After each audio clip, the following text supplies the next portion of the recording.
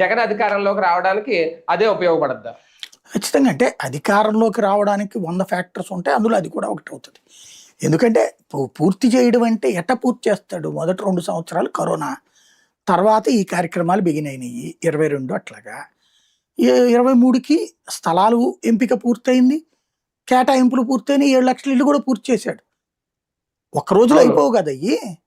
కొన్ని పూర్తయినాయండి. 7 లక్షల ఇల్లు పూర్తయినాయి అప్పుడే. 7 లక్షల ఇల్లు అప్పుడే పూర్తయినాయి. కాబట్టి అక్కడ జరిగిపోయింది. 24కి ఎలక్షన్ వచ్చేసా, 23లో ప్రారంభించారు, 24కి ఎలక్షన్ వచ్చేసా.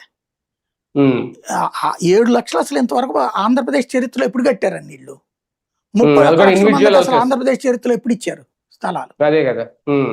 ఒక్క మొత్తం అదేదో అంటారు ఒక పదం, ఆ అడిగినోడికి అడగనోడికి ఇద్దరికి ఇచ్చేసాడు జగన్.